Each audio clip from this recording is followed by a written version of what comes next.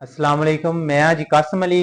अज ने साडे नाल इस शहर की मुअज़्ज़ज़ शख्सियत डॉक्टर नसीर अहमद कालू साहब ये अल्लाह के घर गए, उमरे की अदायगी की। थोड़ा जिहा रहिंदा सी सफर इन्हां दा, उन्हां दे मुतल्लक असीं इन्हां नाल गुफ्तगू करने आ। अस्सलाम वालेकुम डॉक्टर साहब। वालेकुम सलाम वरहमतुल्लाह। डॉक्टर साहब, उमरा अदा करन तो बाद तुसीं मक्का तो रवाना होए ते किथे किथे गए, सैर सपाटा कीता, ज़ियारतां कीतियां, सफर किवें दा रहा? औज़ु बिल्लाहि मिनश शैतानिर रजीम, बिस्मिल्लाहिर रहमानिर रहीम। अल्लाह जल्ल शानहू के नाम के लाल।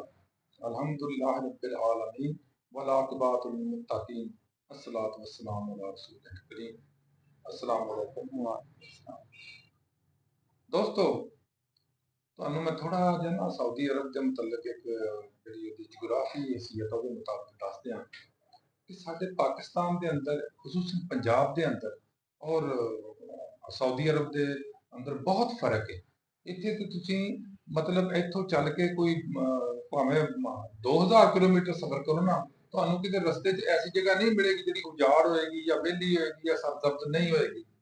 ਲੇਕਿਨ ਸਾਊਦੀ ਅਰਬ 'ਚ ਇਸ ਤਰ੍ਹਾਂ ਵਾ ਕਿ ਉੱਥੇ ਜਿਉਂ ਚੱਲੋ, ਮੈਂ ਹੁਣ ਅੰਦਾਜ਼ਨ ਤਕਰੀਬਨ 2000 ਕਿਲੋਮੀਟਰ ਸਫ਼ਰ ਵਨ ਵੇ ਕੀਤਾ ਤੇ ਰਸਤੇ 'ਚ ਸ਼ਾਇਦ ਜਿਹੜੇ ਕੋਈ ਸ਼ਹਿਰ ਆਏ ਨੇ, ਅਦਰਵਾਈਜ਼ रेगिस्तान सी, पहाड़ियां सी, रेतली पहाड़ियां सी, कोई वीरान जगह सी सारियां, मतलब कोई सब्जा नहीं। कुछ जगह है ने जिथे सरसब्ज सी और उथे फलदार दरख्त भी ने, उथे सब्जा भी मौजूद है और उथे खूबसूरती भी, बेला शेला भी ने, फुल फल भी मिल जाते हैं।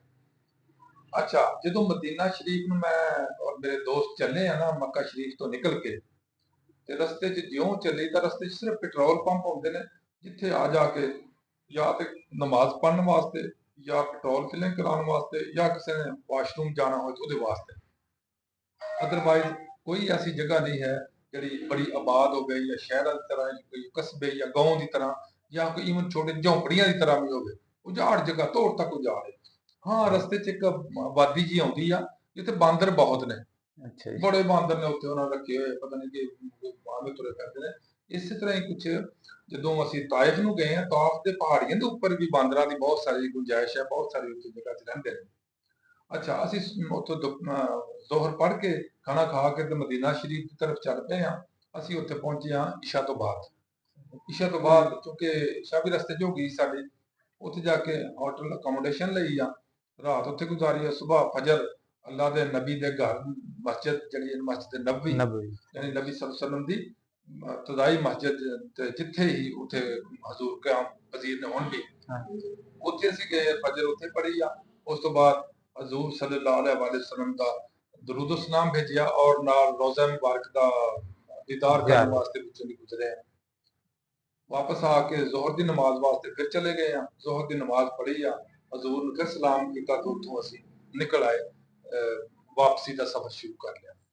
वापसी ते एक दोस्त सन अल कसीम, एक सूबा वे सऊदी अरब का, उत्थे एक दोस्त ने सानू इनवाइट किया कि तुसीं मेरे को जरूर होके जाना। ਅਸੀਂ ਉੱਥੋਂ ਨਿਕਲੇ ਆ ਤੇ ਉਹ ਕਾਫੀ ਸਾਰਾ ਕੋਈ ਸਮਝ ਲਓ ਕਿ 5-6 ਘੰਟੇ ਦਾ ਸਫ਼ਰ ਸੀ, ਕੋਈ ਸਮਝ ਲਓ ਕਿ 5-600 ਕਿਲੋਮੀਟਰ ਆ ਉੱਥੋਂ। ਫਿਰ ਅਸੀਂ ਉੱਥੇ ਚਲੇ ਗਏ ਔਰ ਰਸਤੇ ਵਿੱਚ ਛੋਟੇ ਛੋਟੇ ਸਾਨੂੰ 2-3 ਸ਼ਹਿਰ ਆਏ ਸਨ।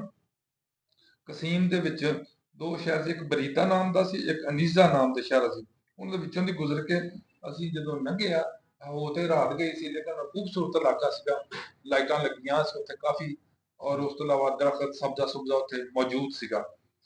ਉਸ ਤੋਂ ਬਾਅਦ ਅਸੀਂ ਨਿਕਲ ਕੇ ਆਪਣੇ ਜਿਹੜਾ ਦੋਸਤ ਸੀ ਉਹਨਾਂ ਦੇ ਕੋਲ ਪਹੁੰਚ ਕੇ ਅਲਗਾਤ ਉਹਨੂੰ ਕਹਿੰਦੇ ਸੀ, ਅਲਗਾਤ ਔਰ ਇਹਦੇ ਜਿਹੜਾ ਅਨੀਜ਼ਾ ਉਹਦੇ ਦਰਮਿਆਨ ਚ ਉਹਨਾਂ ਦਾ ਹੈ ਸੀ ਇੱਕ ਛੋਟਾ ਜਿਹਾ ਸ਼ਹਿਰ ਜਿੱਥੇ ਅਸੀਂ ਪਹੁੰਚ ਕੇ ਉਹਨਾਂ ਕੋਲ ਰਹਾਇਸ਼ ਰੱਖੀ ਹੈ। ਐਕਚੁਅਲੀ ਸ਼ਹਿਰ ਵੀ ਨਹੀਂ ਸੀ, ਛੋਟਾ ਜਿਹਾ ਸਮਝ ਲਓ ਕਸਬਾ ਸੀਗਾ। ਹਾਲਾਂਕਿ ਸਾਊਦੀ ਅਰਬ ਚ ਕਸਬਿਆਂ ਦਾ ਕੋਈ ਵਜੂਦ ਨਹੀਂ ਹੈ, ਲੇਕਿਨ ਕਿਤੇ ਕਿਤੇ ਮਿਲ ਜਾਂਦੇ ਜਿਹੜੇ ਮੈਂ ਦੱਸਣ ਡਿਆ ਛੋਟੇ ਛੋਟੇ ਕਸਬੇ ਸਨ। ਉੱਥੇ ਅਸੀਂ ਰਾਤ ਰਹੇ ਆ।